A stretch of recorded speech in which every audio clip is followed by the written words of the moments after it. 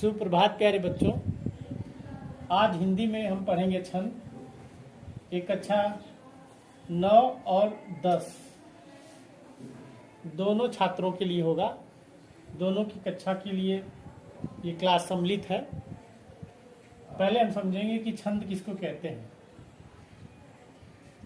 छंद का मतलब होता है बंधन।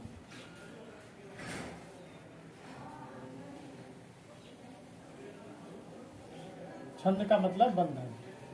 ये कैसा बंधन है? आप अक्सर गाय से दूध निकालते समय छान का नाम सुने होंगे। जो छान एक प्रकार की रस्सी होती है जिससे गाय के पैरों को बांधा जाता है ताकि गाय लात न मारे या दूध गिरा न दे। तो वो छान एक प्रकार का बंधन होता है। उसी छान सबसे छंद है ये। अब ये छंद का मतलब भी बंधन है, लेकिन वो गाय के लिए बंधन है और ये काव्य के लिए बंधन है। काव्य मतलब कविता के लिए बंधन है। ये कविता के लिए बंधन क्या है? कविता के लिए नियमों का बंधन है। काव्य के लिए नियमों का बंधन है। ये वे नियम होते हैं जिन नियमों के अंतर्गत कवि जो है काव्य की रचना करता है, कविता की रचना करता है। वे नियम मात्राओं और वर्णों के होते हैं। उन मात्राओं और वर्णों के नियमों के अंतर्गत रहकर वो काव्य की रचना करता है, तो वे छंद कहलाते हैं। और उसी छंद से जो है कविता में जो है लय आता है, प्रवाह आता है, सुव्यवस्थित व्यवस्था आती है। ये सारे चीज आते हैं, तुकबंदी आती है। तो पहले हम समझते हैं कि छंद किसको कहते हैं। आइए देखिए छंद की परिभाषा। काव्य में लययुक्त संगीतात्मक सुव्यवस्थित नियोजित प्रवाह को छंद कहते हैं। मतलब लययुक्त हो, संगीत हो, लययुक्त हो और संगीतात्मक हो, सुव्यवस्थित हो, एक व्यवस्था के अंतर्गत हो, उसको हम छंद कहते हैं। अब इन छंद का मतलब बताया कि छंद में कुछ नियम होते हैं। तो पहले हम उन नियमों को समझेंगे। अब इसके बाद छंद के आगे छंद के कितने प्रकार होते हैं वे अच्छी तरह हमसे समझ में आएंगे। पहले हम छंद के नियम। तो ये छंद के मात्राओं के नियम है। छंद के मात्राओं के नियम है और इन मात्राओं के नियम को हम पहले समझेंगे। पहला नियम है को। इसमें सभी ह्रस्व स्वर, ह्रस्व स्वर मतलब छोटी की मात्रा जो होती है उसको हम ह्रस्व स्वर कहते हैं। तो छोटी की मात्रा अ, ई, उ, री, ये 3 मात्राएं होती हैं। ये सभी में जो है सभी को एक गिना जाता है। और छ, त्र, या और चंद्रबिंदी को ऐसे लिखते हैं, सभी को लघु गिना जाता है। इस एक लिखा जाता है जो एक पाई खींच देंगे, इसको हम लघु कहते हैं छंद की भाषा में। और इसको एक गिना जाता है, एक। इस प्रकार अ की मात्रा एक हुई, ई की मात्रा एक हुई, उ की मात्रा एक हुई और री की मात्रा एक हुई। अब हम समझेंगे छ, त्र, ज्ञा। छ, त्र, ज्ञा। छ कैसे बनता है? छ जो है आधा क और प्लस खटकोण स से बनता है। अब ये आधा को यदि किसी व्यंजन के आगे आता है आधा, तो इसका मतलब कुछ नहीं होता है। और इस स में अ छुपा हुआ है। जितने व्यंजन होते हैं वो स्वर की सहायता से बोले जाते हैं और सभी व्यंजनों में स्वर जुड़े होते हैं। को बोलेंगे तो क में अ, देखिए क कह रहे हैं तो अ निकल रहा है, तो क में अ जुड़ा हुआ है, तो आधा क और प्लस अ के मिलने से क बनता है। इसमें अ जुड़ा हुआ है तो क है, ख है, ग है, घ है, ज्ञा तक जितने व्यंजन हैं सब में अ निकल रहा है, तो लास्ट में अ होता है। तो इसमें भी अ जुड़ा हुआ है, तो इसको भी एक गिनेंगे, इसका मतलब कुछ नहीं होता है, इसको कुछ नहीं गिनते हैं। इसलिए जो क्षत्रिय की मात्रा है उसमें उसको एक गिना जाता है, क्योंकि स प्लस अ मिलके एक बनता है। अब त्र को देख लीजिए, आधा त्र ऐसे बनता है, दोनों तरह से बनता है। अब ये देखिए त्र कह रहे हैं तो और र आ रहा है, इसमें ये बनेगा आपका आधा त और र से मिलके, तो आधा त क्या है, इसको नहीं गिना जाता है क्योंकि इसके साथ स्वर नहीं है, हमको मात्राएं गिननी है, ये हमेशा ध्यान रखेंगे। तो इसमें कोई मात्रा नहीं है इसलिए इसको हम नहीं गिनेंगे। रो कह रहे हैं तो इसमें अ जुड़ा हुआ है, इसलिए इसकी भी मात्रा एक होगी। इसमें एक मात्रा छुपी है, जैसे सौ में एक मात्रा छुपी थी उसी तरह र में भी एक मात्रा छुपी हुई है, इसलिए एक मात्रा है, इसको लघु होता है इसमें। और ज्ञा को देखिए, ज्ञा में आधा ज और प्लस इया होता है, तो इया में भी स्वर है इसलिए एक मात्रा। तो छत्र ज्ञा में एक मात्रा होती है और चंद्र बिंदी में भी एक मात्रा इसको गिनते हैं, इसलिए इन सभी में लघु वर्ण होते हैं, लघु मात्रा गिनी जाती है। अब देखिए दीर्घ मात्रा के संबंध में, सभी दीर्घ स्वर हैं। सभी दीर्घ स्वर का मतलब आ, ई, उ, ए, ऐ, ओ, औ। और अनुसार, अनुसार कौन होता है, अंग और अ को गुरु अर्थात दो गिना जाता है। तो गुरु को जो है यश बना के छंद की भाषा में लिखते हैं, और इस यश को जो है हम दो गिनते हैं, ये दो पढ़ते हैं और इसको हम गुरु कहते हैं। अब देखिए तो अ में भी गुरु है, ई में भी गुरु है, उ में भी, ए में भी, ऐ में भी, ओ में भी, औ में भी, सब में गुरु है। और अंग की मात्रा में भी गुरु है और अ की मात्रा में भी गुरु है। अब मात्राएं हम गिनेंगे कैसे, इसको समझिए। पहले लघु को समझते हैं। मान लीजिए कमल, क म और ल, कमल हम लिख दिए, तो क में अ जुड़ा हुआ है, मात्राओं को गिनेंगे तो क में अ जुड़ा हुआ है, तो एक मात्रा इसकी हुई, म में हुई और ल में हुई, तो एक एक मात्रा है। तो इस प्रकार कमल में कुल 3 मात्राएं। इसी प्रकार यदि हम चमन लिखते हैं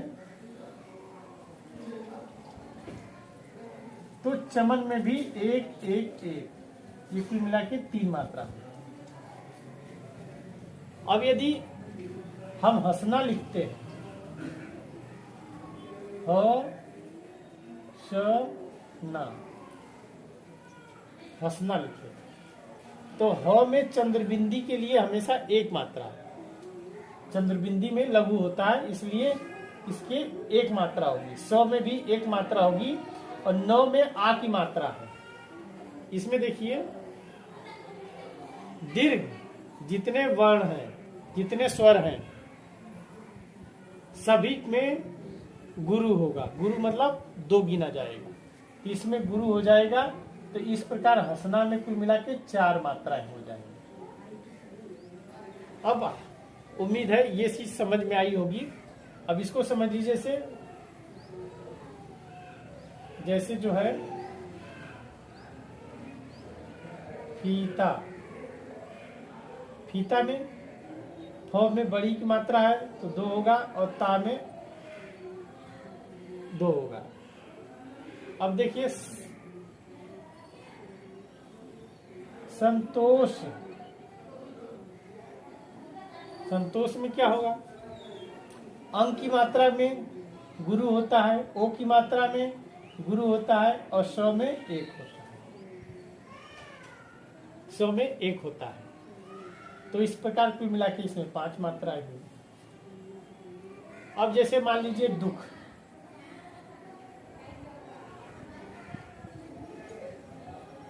दुख है, अब ये अ की मात्रा है, इसमें 2 लगेगा, इसमें 1 लगेगा, दुख हो गया। तो इस प्रकार इन मात्राओं को हम गिनेंगे। 1-2 उदाहरण और देख लेते हैं। जैसे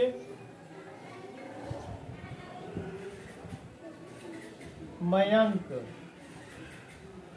मयंक में म में 1 मात्रा, य में 2 मात्रा होगी और क में 1 मात्रा होगी, कुल मिला के 4 मात्राएं।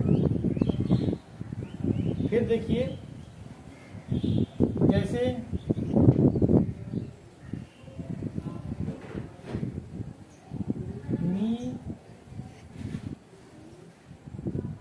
निकास, निकास देख लीजिए, निकास में नी में 1 मात्रा होगी, आ की मात्रा इसमें गुरु होगा, इसमें लघु होगा। तो इस प्रकार इसमें 4 मात्राएं होंगी। तो आशा है ये 2 नियम समझ में आए होंगे। अब तीसरा नियम, अब ये ग तीसरा नियम है। इसमें संयुक्ताक्षर के पूर्व का लघु वर्ण गुरु होता है। कहने का मतलब, जैसे उदाहरण लीजिए गंध, अब ये गो जो है लघु वर्ण है और इसके बाद ये न आया है। इन दोनों को संयुक्ताक्षर बोलते हैं। ग और आधा न को संयुक्ताक्षर बोलते हैं। तो लिखा है कि संयुक्ताक्षर के पूर्व का लघु वर्ण, ये लघु वर्ण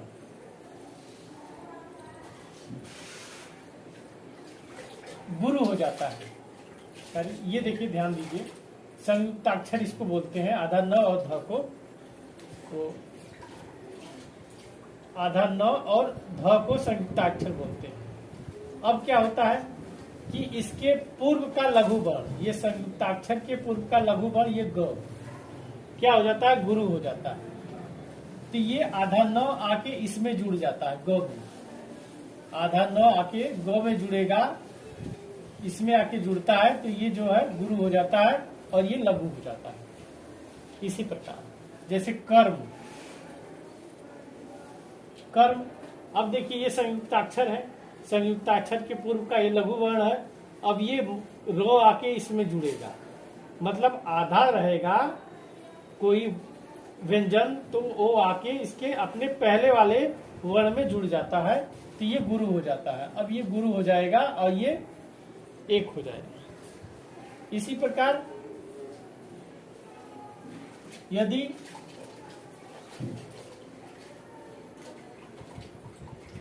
नाम जैसे ले लीजिए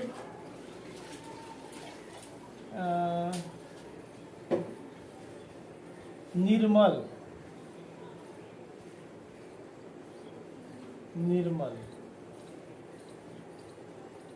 निर्मल हो गया, तो ये र आके इसमें जुड़ेगा न में, ये गुरु हो जाएगा 1 और 1 लघु हो जाएगा ये। और इसी प्रकार ले लीजिए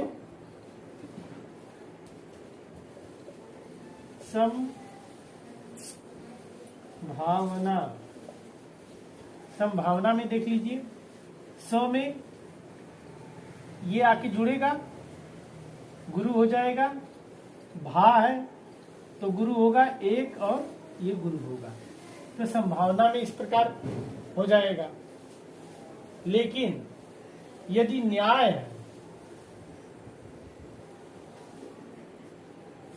तो आधा 9 है। अब इसके आगे कोई लघु वर्ण नहीं है, कोई छोटा ऐसा वर्ण ही नहीं है। यदि इसके आगे कुछ रहता तो 9 आके जुड़ता। अब चूंकि कुछ नहीं है तो इस 9 की कुछ वैल्यू नहीं। अब ये गुरु हो जाएगा, आ की मात्रा है और एक। ठीक, इसी प्रकार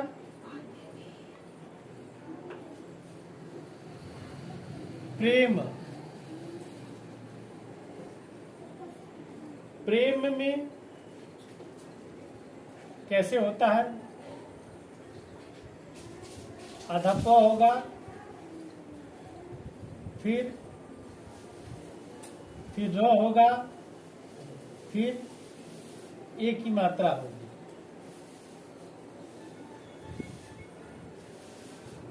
तो ये र पे ए की मात्रा है, तो ये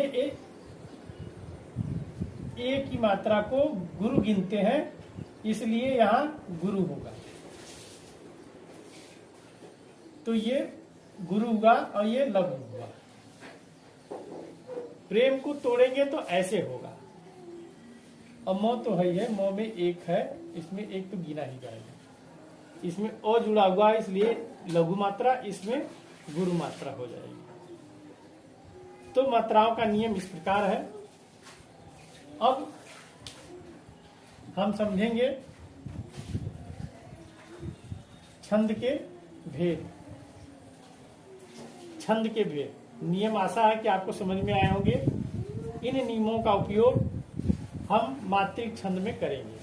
छंद के भेद देखिए, छंद के भेद 3 होते हैं। एक मात्रिक छंद, एक वर्णिक छंद और एक मुक्तक छंद। इनकी परिभाषाएं या इनके विषय में समझना आसान है। मात्रिक छंदों को, मात्रिक छंद उसको कहते हैं जिसमें मात्राओं का ध्यान रखकर काव्य लिखते हैं। और वर्णिक छंद वर्णों को ध्यान में रखकर जहाँ काव्य की रचना होती है तो वहाँ वर्णिक छंद कहते हैं। और मुक्तक छंद में न मात्राओं का ध्यान दिया जाता है, न वर्णों का ध्यान दिया जाता है। इसमें निश्चित संख्या इन समूह की नहीं होती, इसलिए मुक्तक छंद कहते हैं। आधुनिक युग में जाकर मुक्तक छंद की रचना होनी शुरू हुई और मुक्तक छंद की रचना करने की प्रेरणा निराला जी को माना जाता है। सूर्यकांत त्रिपाठी निराला, इनका केचुल छंद, जूही की कली मुक्तक छंद में सबसे पहली रचना मानी जाती है। और अब देखिए यहाँ पर आपको ये मात्रिक छंद पढ़ने हैं। कक्षा 9 और 10 में आपको मात्रिक छंद पढ़ने हैं। कक्षा 9 के छात्रों को जो है पढ़ना है दोहा और चौपाई, ये 2 चीज। और 10 के छात्रों को पढ़ना है सोरठा और रोला। ये 2 छंद पढ़ने हैं। अब इन दोनों छंदों को हम पढ़ते हैं। मात्रिक छंद। अब मात्रिक छंद में कक्षा 9 के छात्रों के लिए दोहा। सबसे पहले दोहा की हम परिभाषा देखते हैं। इसमें 4 चरण होते हैं। पहले और तीसरे चरण में 13-13 मात्राएं, दूसरे और चौथे चरण में 11-11 मात्राएं होती हैं। अब इसका उदाहरण देख लीजिए।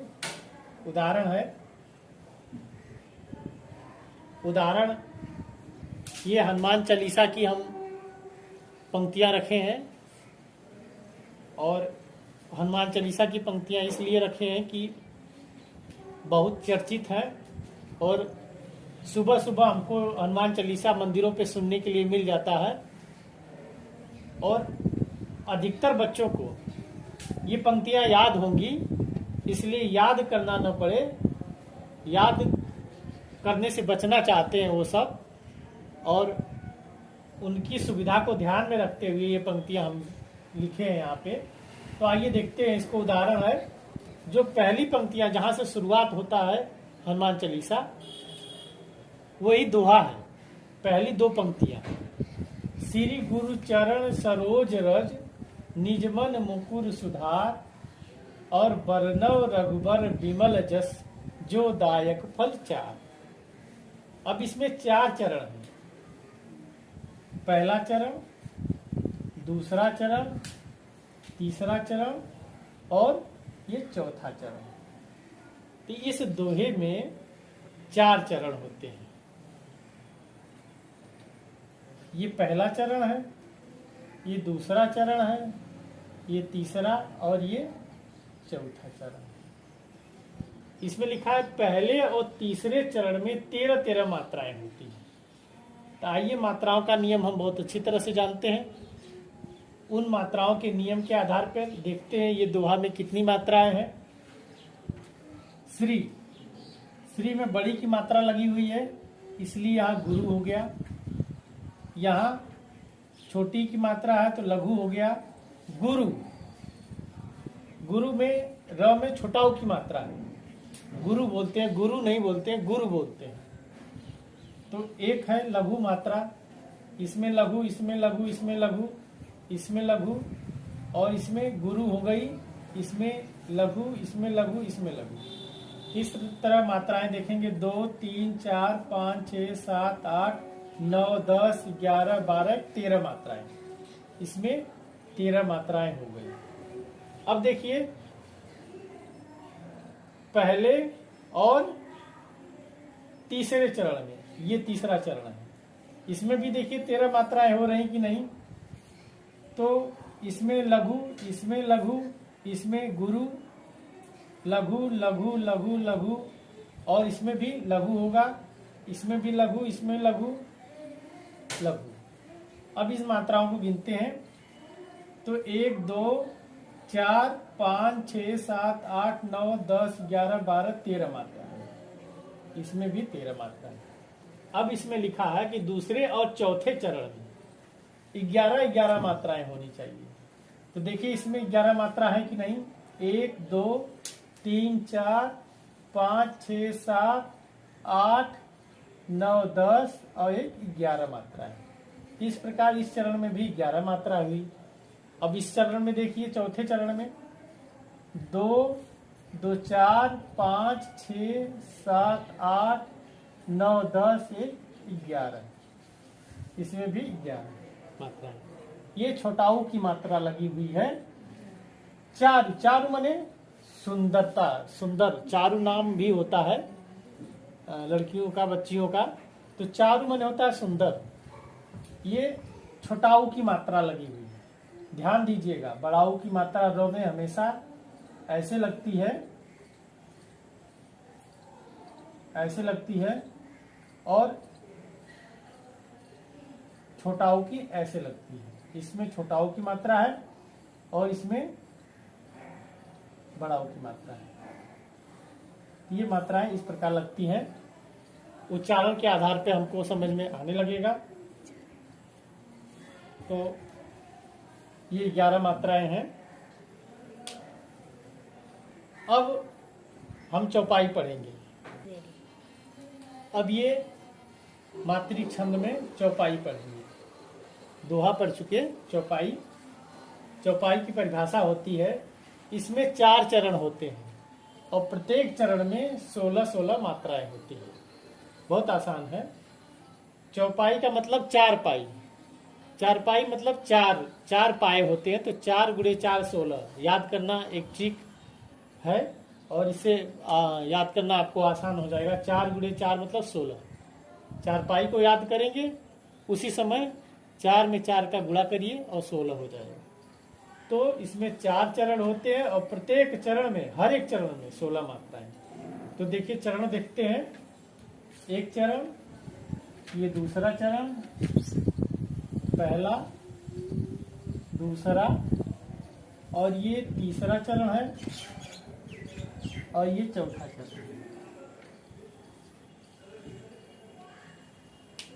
हनुमान चालीसा जब शुरू होता है तो सबसे पहले होता है श्री गुरु चरण सरोज रज निज मन मुकुर सुधार और वर्णव रघुबर विमल जस जो दायक फल चार के बाद ये दोहा कहने के बाद चौपाई शुरू होती है।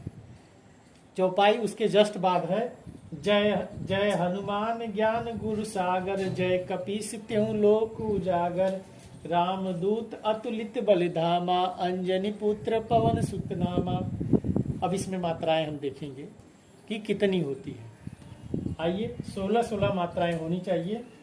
तो देखिए इसमें लघु 1 2 3 4 5 6 7 8 9 10 11 12 13 14 15 16 मात्राएं। इसमें 16 मात्राएं। ज्ञा में एक होती है लेकिन आ की मात्रा है इसलिए इसमें गुरु होगा। अब सब कुछ इसमें समझ में आ रहा होगा। दूसरे में देखिए, दूसरे चरण में 1 2 3 4 5 6 7 8 9 10 11 12 13 14 15 16। तो इस चरण में भी 16 मात्राएं हैं। अब देखिए तीसरे चरण में 2 3 4 5 6 7 8 9 10 11 12 13 14 15 16। तीसरे चरण में भी 16 मात्रा है। चौथे चरण में देखिए 2 3 4 5 6 7 8 9 10 11 12 13 14 15 16। तो इसमें भी 16 मात्रा है। इस प्रकार चारों चरण में 16 मात्राएं होती हैं। अब ये सोरठा पढ़ना है। सोरठा जो है कक्षा 10 के छात्रों के लिए है। कक्षा 10 सोरठा और रोला 2 छंद कक्षा 10 के छात्रों के लिए। सोरठा की परिभाषा देखते हैं। सबसे पहले यह दोहे का उल्टा होता है। दोहे का उल्टा मतलब दोहे में पहले और तीसरे चरण में 13 मात्राएं होती हैं। इसमें जो है पहले और तीसरे चरण में 11 मात्राएं होती हैं। इसके दूसरे और चौथे चरण में 13 मात्राएं होती हैं। उसके जो है दूसरे और चौथे चरण में जो है 11 मात्राएं होती हैं। तो इसमें उल्टा हो गया, दूसरे और तीसरे चरण में 11 मात्राएं होती हैं। मतलब दोहे में पहले 13 मात्रा शुरू होती है। दोहे में पहले चरण में जो है 13 मात्रा होती है। तो सोरठा में पहले चरण में 11 मात्रा होती है। फिर दोहे में दूसरे चरण में 11 मात्रा होती है। तो इसमें दूसरे चरण में जो है 13 मात्रा होती है। फिर दोहे में तीसरे चरण में 13 मात्रा होती है। तो इसमें 11 मात्रा होती है।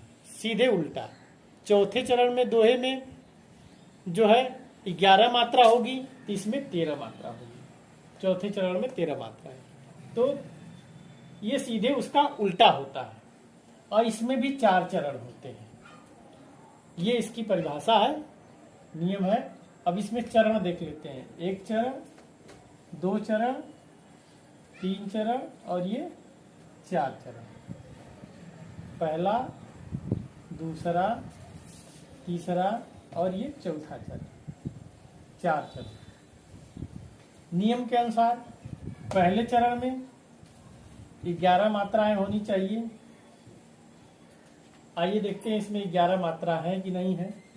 तो 1 2 3 4 5 6 7 8 9 10 11 मात्रा है। इसमें कितनी होनी चाहिए? दूसरे चरण में 13 मात्राएं होनी चाहिए। देखिए 13 मात्रा है कि नहीं। 2 3 4 5 6 7 8 9 10 11 12 13 मात्रा है। अब इसमें देखिए तीसरे चरण में 11 मात्रा होनी चाहिए। देखिए इसका गिनिए, इसमें 2 3। अब इसमें देखिए ये संयुक्ताक्षर के पूर्व का लघु वर्ण, अब ये इसमें आके जुड़ेगा तो दीर्घ हो जाएगा। नियम पर ध्यान दीजिए, अब ये इसमें जुड़ेगा तो ये दीर्घ होगा, तो दीर्घ का मतलब गुरु हो जाएगा। तो 2 1 3 4 5 1 6 7 8 9 10 1 11 मात्राएं इसमें हुई। अब इसमें देखिए 2 3 4 5 6 7 8 9 10 11 12 13 मात्राएं हैं।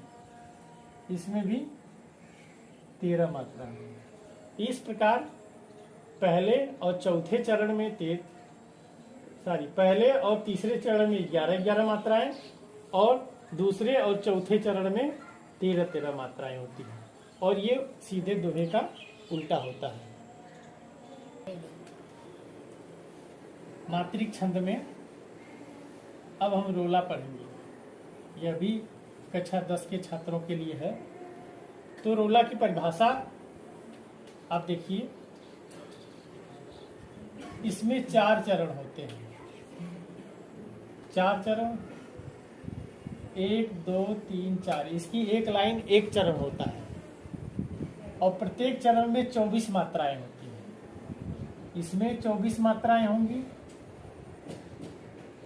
इसमें 24 मात्राएं होंगी, इसमें 24 मात्राएं होंगी, और इसमें 24 मात्राएं होंगी। ये 24 मात्राओं का 4 चरण होता है। 11 और 13 मात्राओं पे यति होती है। यति का मतलब होता है थोड़ा सा रुकना,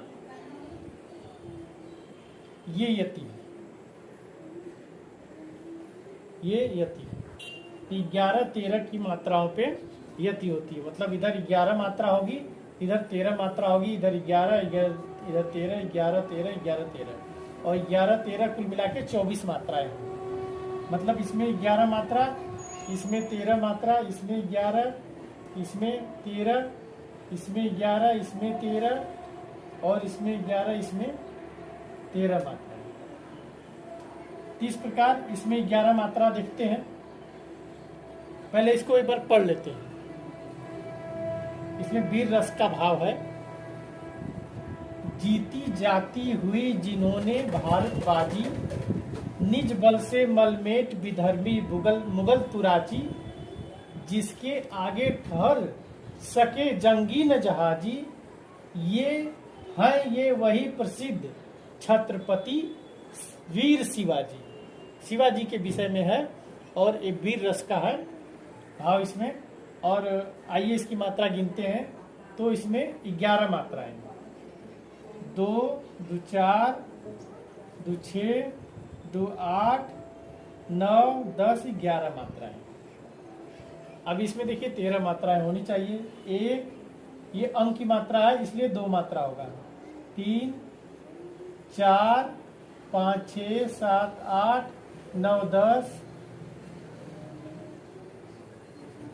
11 12। फिर से देखिए 1 2 3 4 5 6 7 8 9 10 11 12 13 मात्राएं। 13 मात्राएं हो गई पूरी। 5 6 7 8 9 10 11 12 13 मात्राएं। तो 11 13 कितना हो गया? 24 मात्राएं। एक चरण ये हो गया। दूसरा चरण देखिए, इसमें 11 मात्रा होनी चाहिए। 1 2 3 4 5 6 7 8 9 10 11 मात्राएं। इसमें देखिए, इसमें ध्यान दीजिए कि ये र है ऊपर, तो ये र आके इसमें जुड़ेगा, तो ये गुरु हो जाएगा। मतलब इसमें एक मात्रा, इसमें गुरु मात्रा, इसमें भी गुरु मात्रा, क्योंकि बड़ी ई की मात्रा है। तो इस तरह इसमें 5 मात्राएं, 6 7 8 9, 10, 11, 12, 13 मात्रा। इसमें भी 13 मात्रा है। 11 और 13 मात्रा मिलके 24 मात्राएं हैं। अब इसमें देखिए 11 मात्रा 1, 2, 3, 4, 5, 6, 7, 8, 9, 10, 11 मात्राएं। 13 मात्राएं देखिए इसमें 1, 2, 3, 4, 5, 6, 7, 8, 9, 10, 11, 12, 13, ये 13 मात्रा है। तो 11, 13, 24 मात्रा है। अब इसमें देखिए 11 मात्रा 2, 2, 4, 5, 6, 7, 8, 9, 10, 11 मात्रा है। ध्यान दीजिएगा कि आधा ध है, ये आधा ध जाके 100 के साथ मिलेगा, 100 के साथ मिलेगा तो ये गुरु हो जाएगा। इसलिए और ये पो में आधा पो और र है। प्रो जो बनता है आधा पो और र से बनता है, आधा पो प्लस र से मिलके बनता है। तो इसकी वैल्यू कुछ नहीं होती है, इसलिए ये र में अ छुपा हुआ है, इसलिए इसकी मात्रा 1 हुई।